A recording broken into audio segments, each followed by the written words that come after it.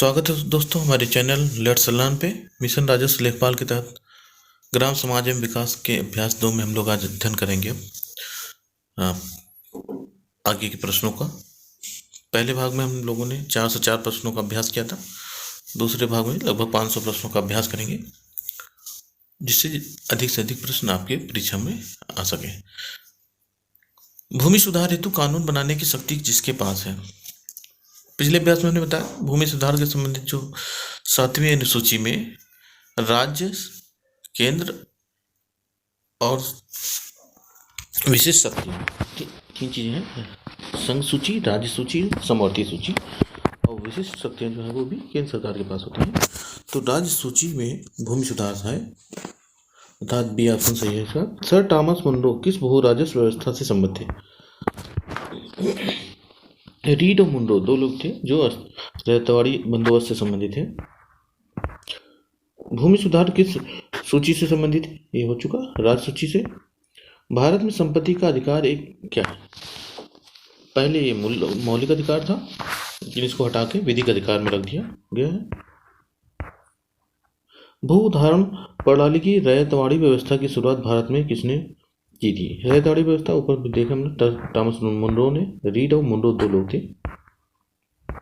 निम्नलिखित में से कौन सा कार्यक्रम भारत में हरित क्रांति कार्यक्रम का आधार बना? तो सघन कृषि जनपद कार्यक्रम, सघन कृषि क्षेत्र कार्यक्रम, सीमांत कृषक एवं भूमिहीन कृषि श्रमिक कार्यक्रम नहीं था। सघन कृषि जनपद कार्यक्रम और क्षेत्र यानी जनपद और क्षेत्रों में सघन कृषि का कार्यक्रम प्रारंभ किया गया। यह हरित क्रांति का आधार था। उसके बाद और भी कुछ आधार थे, जैसे उच्च उत्पादन वाले बीजों का प्रयोग, उर्वरकों का प्रयोग, मशीनीकरण, इन सब का हरित क्रांति में योगदान था। निम्नलिखित में से कौन सा हरित क्रांति का घटक है? अधिक उपज देने वाली प्रजातियों की बीजों का प्रयोग, मैंने ऊपर बताया भी, जैसा उन्नत सिंचाई, रासायनिक उर्वरकों का प्रयोग, ये सभी थे। यानी हरित क्रांति में कई घटकों का प्रयोग हुआ था, जिससे गेहूं उत्पादन, धान उत्पादन काफी बढ़ गया था भारत में। निम्नलिखित में से कौन सा कार्यक्रम है जिसके 5 अन्य संगठक कार्यक्रम थे? तो जवाहर रोजगार योजना, जवाहर ग्राम समृद्धि योजना, स्वर्ण जयंती ग्राम स्वरोजगार योजना, एकीकृत ग्राम विकास कार्यक्रम। तो एकीकृत का मतलब होता है इंटीग्रेटेड, यानी कई कार्यक्रमों को मिलाकर बनाया जाता है। तो इसमें एकीकृत ग्राम विकास कार्यक्रम है। भारत में भूदान आंदोलन किसके द्वारा प्रारंभ किया गया था? ये तो संत विनोबा भावे ने 1940 में प्रारंभ किया था भूदान आंदोलन। गांव में रसोई घर में प्रयुक्त परंपरागत चूल्हे में ईंधन से उत्पन्न ऊष्मा का 70% भाग बेकार चला जाता है। ये परंपरा जो चूल्हे हैं गांव में लकड़ियां जलाई जाती हैं, उपले जलाए जाते हैं, उनमें से ऊष्मा का 70% भाग तो बेकार चला जाता है, यानी 30% भाग ही उपयोग में आता है।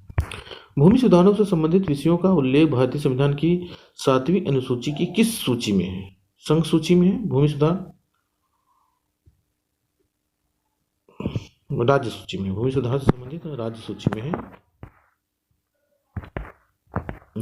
गलत दिया हुआ है इसका आंसर। निम्नलिखित में से कौन भूमि सुधार है? मध्यस्थों का उन्मूलन, ये था भूमि सुधार। काश्तकारी सुधार, ये भी था। भू जोत की अधिकतम सीमा का निर्धारण कर दिया जाए, भूमिहीन को कृषि योग्य भूमि का वितरण किया जाए और चकबंदी, ये सभी थे। निर्मल ग्राम योजना का संबंध किससे है? तो विवाद रहित ग्राम से है, स्वच्छ पेयजल आपूर्ति से है, मलमूत्र, ठोस एवं अर्ध ठोस कचरे के स्वच्छ निस्तारण से, यानी खुले में शौच न किया जाए और साफ सुथरा रखा जाए गांव को, इसी से संबंधित था निर्मल ग्राम योजना। इसके लिए पुरस्कार भी निर्धारित किए गए थे। आगे देखते हैं, 13 प्रश्न हो गए।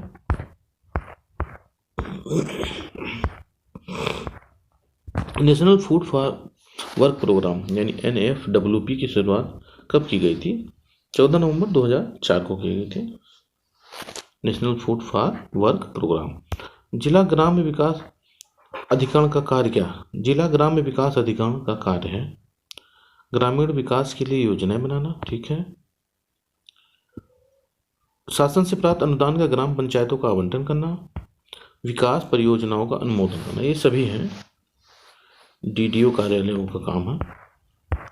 देश में ग्रामीण विकास हेतु प्रधानमंत्री ग्राम सड़क योजना कब शुरू की गई थी? ये प्रधानमंत्री अटल बिहारी वाजपेयी जी थे 2000 में, दिसंबर 2000 में, उस समय शुरू किया गया था प्रधानमंत्री ग्राम सड़क योजना। इससे ग्रामीण क्षेत्रों के जहाँ 500 की आबादी होती थी उनको मुख्य सड़क से जोड़ा जाता था।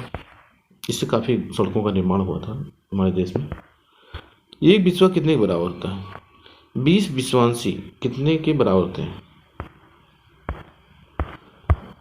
5 विश्वांशी, 10 विश्वांशी, 15 विश्वांशी। तो यहाँ 20 विश्वांशी एक बिस्वा के बराबर होता है। भारत सरकार द्वारा ग्रामीण क्षेत्रों में पेयजल आपूर्ति में तेजी लाने के लिए राजीव गांधी राष्ट्रीय पेयजल मिशन शुरू किया गया था 1991 में। राजीव गांधी राष्ट्रीय पेयजल मिशन। राष्ट्रीय ग्रामीण रोजगार गारंटी योजना 2005 में कौन से कार्यक्रम का विलय कर दिया गया है? 2005 में विलय किया गया था इसमें से काम के बदले अनाज कार्यक्रम, संपूर्ण ग्रामीण रोजगार कार्यक्रम, उपयुक्त दोनों का विलय करके 2005 में काम के बदले अनाज को और संपूर्ण ग्रामीण रोजगार योजना को विलय कर दिया गया। बाद में 2006 में नरेगा का गठन हुआ था, उसमें इन सब का विलय कर दिया गया था। ग्रामीण पर्यावरण की सुरक्षा किसकी रोकथाम द्वारा की जा सकती है? देखिए, ग्रामीण पर्यावरण वायु प्रदूषण की रोकथाम करके सही है, जल प्रदूषण और मृदा प्रदूषण, इन सब की रोकथाम चाहे शहर हो या गांव हो, वहाँ के पर्यावरण की सुरक्षा करने के लिए हमको वायु प्रदूषण, जल प्रदूषण, मृदा प्रदूषण, इन सब पे रोक लगाना चाहिए। शहर में और भी है, ध्वनि प्रदूषण महत्वपूर्ण घटक है। ग्रामीण पर्यावरण में वायु प्रदूषण होता है घरेलू चूल्हों तथा धूम्रपान द्वारा उत्पादित धुएं से, सही है। परिवहन, मोटर गाड़ियों से उत्पन्न धुएं से, और उद्योग धंधों एवं भट्टों की चिमनियों से निकलने वाले धुएं एवं गैसीय पदार्थों से, सब सही है। Crop agriculture produce loan scheme प्रारंभ किया गया है कॉर्पोरेशन बैंक के द्वारा शुरू किया गया था। Crop agriculture produce loan scheme. ग्रामीण क्षेत्रों में रोजगार की दृष्टि से खेती के बाद कौन सा महत्वपूर्ण कुटीर उद्योग धंधा है? हथकरघा बहुत सबसे पुराना और सबसे बड़ा कुटीर उद्योग धंधा हथकरघा है, यानी हाथों से कपड़ा बनाना, हैंडलूम। ग्रामीण क्षेत्रों में बुनकरों की बेहतरी के लिए निम्नलिखित में कौन सी योजना सरकार द्वारा चलाई गई? हथकरघा विकास केंद्र योजना, हैक यार्न प्राइस समिति सब्सिडी योजना, subsidy, hack yarn price subsidy योजना, थ्रिफ्ट फंड योजना, सभी चलाई गई बुनकरों के लिए। और भारत में के जनपद के राज्य संग्रहण का सर्वोच्च अधिकारी कौन होता है? जिले में सबसे बड़ा अधिकारी जिलाधिकारी यानी डीएम होता है।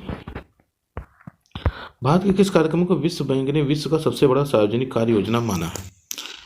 तो इसमें मनरेगा सबसे बड़ा कार्य योजना है। अच्छा,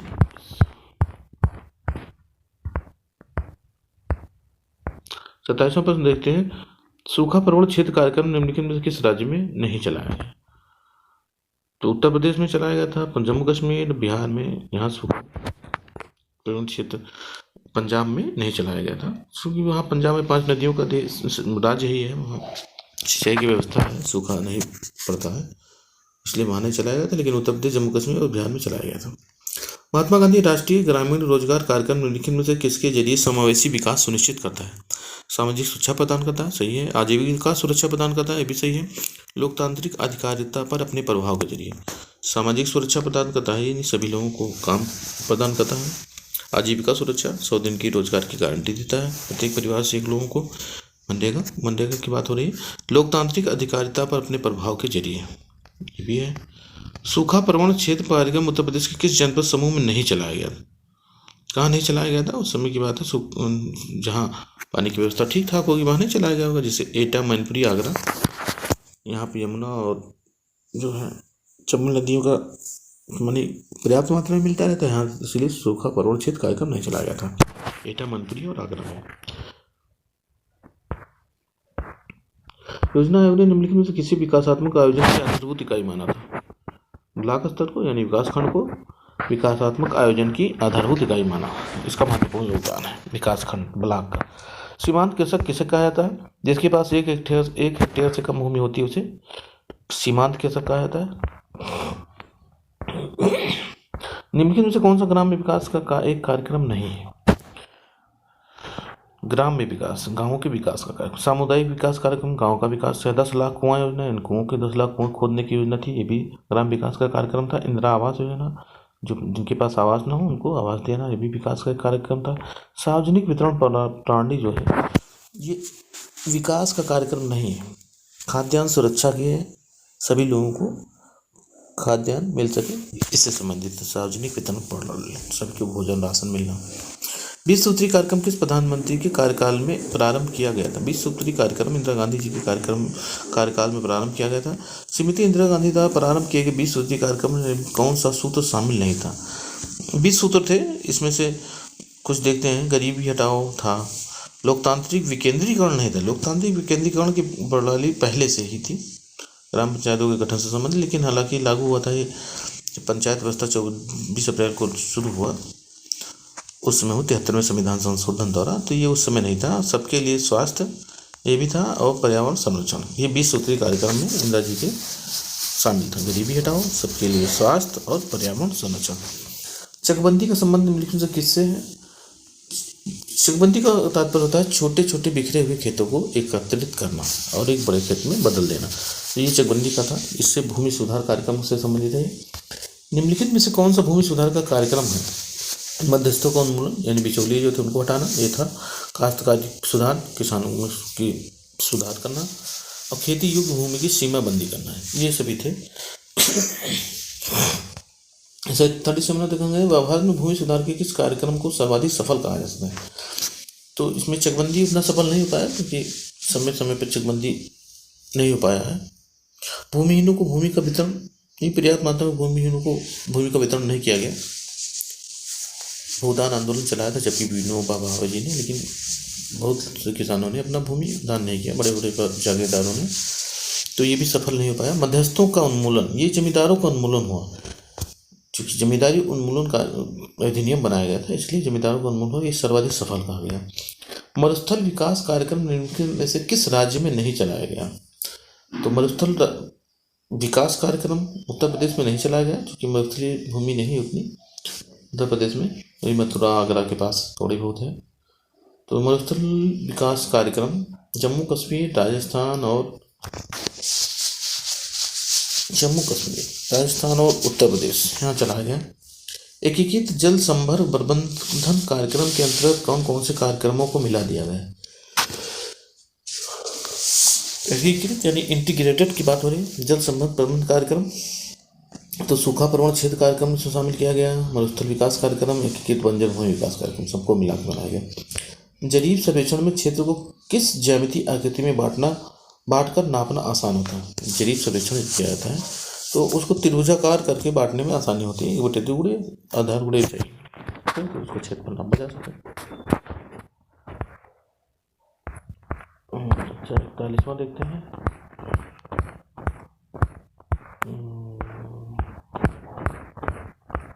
एक हेक्टेयर का मान निम्नलिखित में से कितना? 1 हेक्टेयर का मान 10,000 वर्ग मीटर है, यानी 100 × 100। अगर 100 मीटर की लंबाई और 100 मीटर की चौड़ाई वाला एक वर्गाकार भूमि लिया जाए तो वो 1 हेक्टेयर बराबर होता है। तो ये हो जाएगा 10,000 वर्ग मीटर। 1 एकड़ में कितना बीघा रकबा होता है? तो 5 बीघे का रकबा जो होता है कच्चा, 5 बीघा 1 एकड़ के बराबर होता है।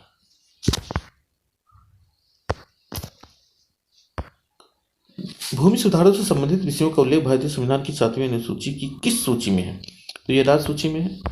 निम्नलिखित में से किसी चकबंदी के अधीन नहीं लिया जा सकता है? अस्थायी चारागाह चकबंदी के अधीन नहीं लिया जाएगा, क्योंकि चारागाह है। बाघ को भी नहीं और कब्रिस्तान शमशान को भी नहीं लिया जाता सभी। भारत में संपत्ति का अधिकार विधिक अधिकार है। ऊपर देखा हम लोगों ने। भूमि सुधार कार्यक्रम को सर्वाधिक सफलता किस राज्य में मिली थी? तो पश्चिम बंगाल में सबसे ज़्यादा सफलता मिली थी भूमि सुधार कार्यक्रम में। वहाँ के लोग ही उसमें सबसे ज़्यादा शिक्षित पश्चिम बंगाल के लोग ही माने जाते थे। राष्ट्रीय आंदोलन में सर्वाधिक योगदान लोगों ने भी किया था। सबसे पहले बिगुल वहीं बस्ती थी अंग्रेजों के खिलाफ। बाद में उत्तर प्रदेश भी प्रमुख राज्य बन गया अंग्रेजों के खिलाफ लड़ने में। डंपी लेवल यंत्र में समतलन स्क्रू की संख्या कितनी होती है? यंत्र है, इसमें 3 या 5 हो सकती है स्क्रू की संख्या। निम्नलिखित में से कौन सा चकबंदी का उद्देश्य नहीं है? कृषि जोतों का अपखंडन रोकना, ये तो है ही उद्देश्य। जोतों का उपविभाजन रोकना, ये भी है। बड़े पैमाने की कारपोरेट खेती को बढ़ावा देना, ये नहीं। बड़े पैमाने की कारपोरेट खेती को बढ़ावा देना ही था। कृषकों को अलग अलग खेतों को एक स्थान पर एकत्रित करना, ये भी था। ज्ञात उच्चता का सापेक्षता स्थिर बिंदु कहलाता है। बेंचमार्क कहलाता है। भूधारण प्रणाली की रैयताड़ी व्यवस्था की शुरुआत रीड और मुंडो ने किया था, थॉमस मुंडो। आगे देखते हैं, निम्न में से किसने ग्रामीण सामाजिक विकास में सर्वाधिक योगदान दिया है? तो भूमिहीन श्रमिकों की वैसी भूमि के पट्टे देना, ये नहीं था ग्रामीण सामाजिक विकास में। समाज के कमजोर वर्गों के पालियों को छात्रवृत्ति प्रदान करना, ये भी ग्रामीण सामाजिक विकास में सर्वाधिक योगदान नहीं है। संविधान के ये पंचायती राज संस्थाओं में 1/3 स्थानों का महिलाओं के लिए आरक्षण, ये था सबसे महत्वपूर्ण। भू क्षेत्रफल मापन की अंतर्राष्ट्रीय स्तरीय इकाई है हेक्टेयर, यानी हेक्टेयर जो है वो अंतर्राष्ट्रीय प्रणाली है, यूनिट है हेक्टेयर। 100 वर्ग मीटर, 100 × 100। भारत में पारंपरिक तौर पर भू क्षेत्रफल के मापन हेतु निम्नलिखित में से किसका प्रयोग किया? भारत में तो जेडीपी का प्रयोग किया जाता है। जमींदारी प्रथा का प्रारंभ किसने किया था? तो यहाँ लॉर्ड कॉर्नवालिस ने जमींदारी प्रथा का प्रारंभ किया था। अस्थायी बंदोबस्त भी किसे कहते थे? पारंपरिक मापन इकाई चेन निम्न में से किसके बराबर होती है? 22 गज या 66 फुट का हो या 100 कड़ियाँ, ऐसे कहो। पारंपरिक मापन इकाई चेन। कौन सा भूमि सुधार भारत में सबसे पहले प्रारंभ किया गया था? देखिए, चकबंदी है, वैसी भूमि का भूमिहीनों में वितरण, भूमि सुधार के लिए सबसे पहले।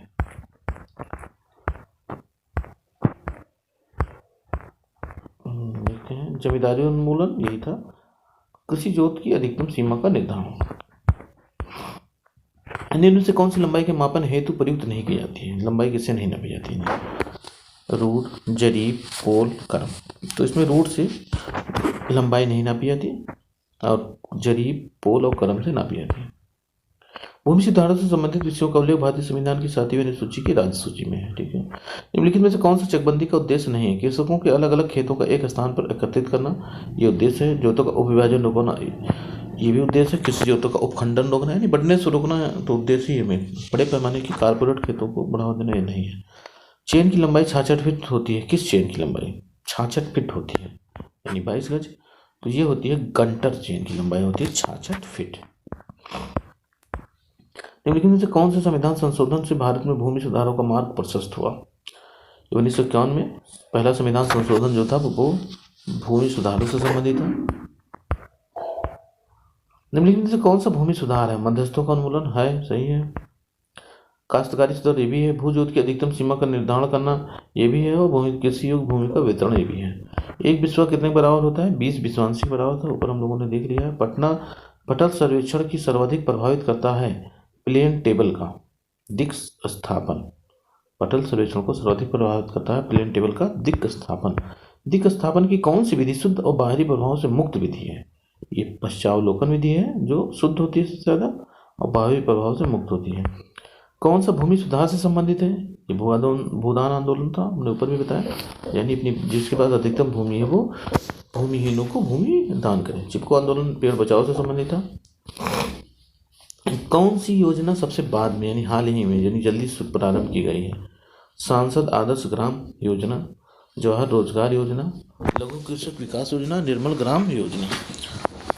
तो इसमें से सांसद आदर्श ग्राम योजना का प्रारंभ, आदर्श ग्राम की बात हुई थी 2004-05 में प्रारंभ किया गया था। सांसद आदर्श ग्राम योजना, यानी 14 में था कि 3 गाँव को लेंगे, जो है गोद लेंगे सांसद, और उनका 5 साल के अंदर यानी 2019 तक उनका विकास करेंगे। ये था सांसद आदर्श ग्राम योजना। गोद लेंगे उन तीनों गाँवों को, अधिक सर्वसुलभ और स्वच्छ करना, आदर्श गांव बनाना। भूदान आंदोलन के बारे में निम्नलिखित से कौन सा कथन असत्य है? यह एक सरकारी आंदोलन था जिसमें सरकार ने बड़े किसानों से उनके द्वारा खेती न की जा रही भूमि को अधिग्रहित करके उसे भूमिहीनों में वितरित कर दिया। यह आंदोलन सर्वप्रथम तेलंगाना के पोचमपल्ली गांव से सन 1951 में प्रारंभ हुआ।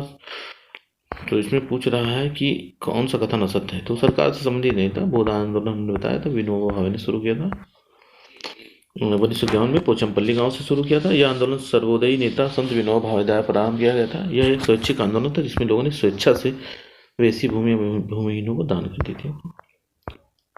एयर मापन की इकाई है, इसे किसकी मापन हेतु प्रयोग किया जाता है? लंबाई मापा जाता है कि आयतन मापा जाता है इससे? एयर लंबाई, आयतन,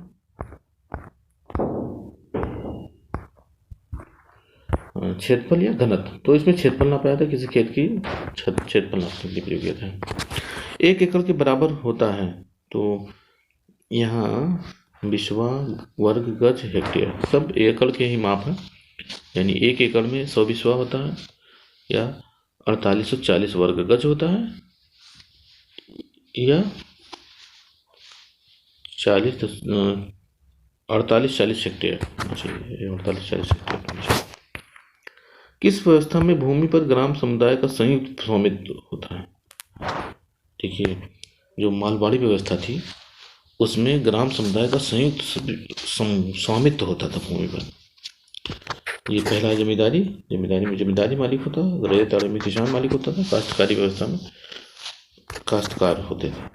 तो संयुक्त स्वामित्व की बात है वो मालवाड़ी व्यवस्था में था। ग्रामीण अवस्थापना विकास कोष का वित्तीयन किया जा रहा है, नाबार्ड द्वारा किया जाता है।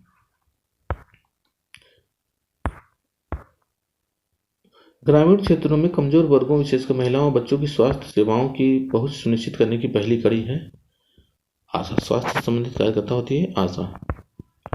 आशा निम्नलिखित से किससे संबंधित है? आशा जो है सामाजिक स्वास्थ्य कार्यकर्ता है, स्वास्थ्य से संबंधित है। अगम्य बिंदुओं में प्लेन टेबल पर प्लॉट करने के लिए किया जाता है प्रतिच्छेदन किया जाता है। लेवल यंत्र से स्टाफ पठनांक पढ़ना चाहिए, ऊपर से नीचे की ओर पढ़ना चाहिए। लेवल यंत्र से स्टाफ पठनांक नीचे से ऊपर। पंजाब, हिमाचल प्रदेश तथा हरियाणा में निम्नलिखित में से किस इकाई का प्रयोग भू क्षेत्रफल की मापन हेतु किया जाता है? भू क्षेत्रफल जो है मापने के लिए मुरब्बा। पंजाब और हरियाणा हिमाचल प्रदेश में मुरब्बा का प्रयोग किया जाता है। निम्नलिखित में से कौन सी भू क्षेत्रफल मापन की इकाई नहीं है? तो एकड़ है, अंकनम है, कैनाल है, करम नहीं है। एक शाहजहानी जरीब की लंबाई कितनी होती है? 165 फुट होती है। एक घंटारी जरीब की लंबाई कितनी होती है? 132 फीट होती है। तो देखना होगा शाहजहानी जरीब 165 और घंटारी जरीब 132 फुट। लंबाई मापने की परंपरागत इकाई क्या है? गज, मील और फलांग, ये तीनों ही है। Crop agriculture produce loan scheme प्रारंभ की गई है कॉर्पोरेशन बैंक द्वारा, ऊपर देख चुके हैं हम लोग। वास्तविक यामोत्तर तथा चुंबकीय यामोत्तर के बीच क्षैतिज कोण को क्या कहते हैं? चुंबकीय मान कहते हैं। या वास्तविक यामोत्तर और चुंबकीय यामोत्तर के बीच क्षैतिज कोण बनता है, उसे चुंबकीय मान कहते हैं। भारतीय ग्रामीण समाज को बांटा जा सकता है, किसमें बांट सकते हैं? जनजातीय समाज और कृषक समाज में। विभिन्न परिस्थितियों में नाप लेने में सबसे कम त्रुटि किसमें होती है? परिचित चेन से, इस्पात फीता से,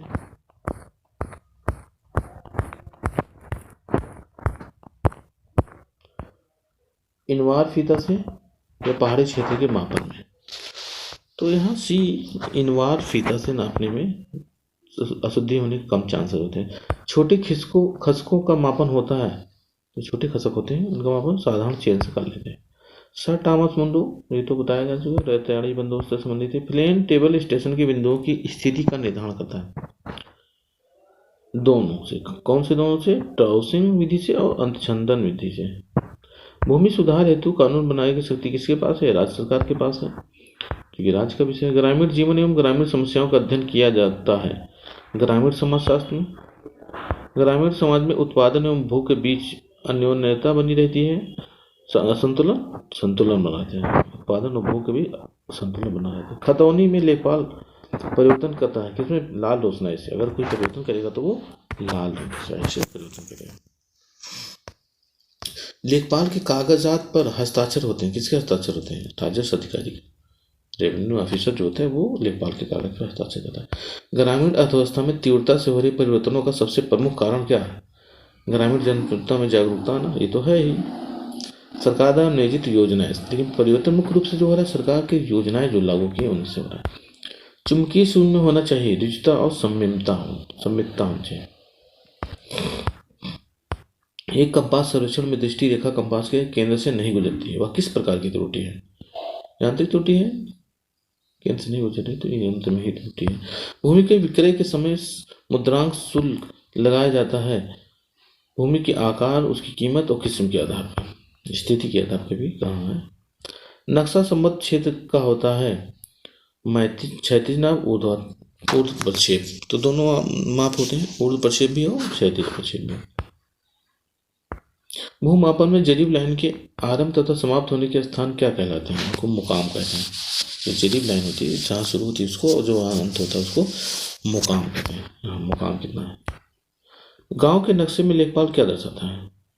मोटी काली रेखा से, लाल स्याही से, पेंसिल की बिंदुवार रेखा द्वारा। तो गांव के नक्शा जब कभी देखेंगे नजरी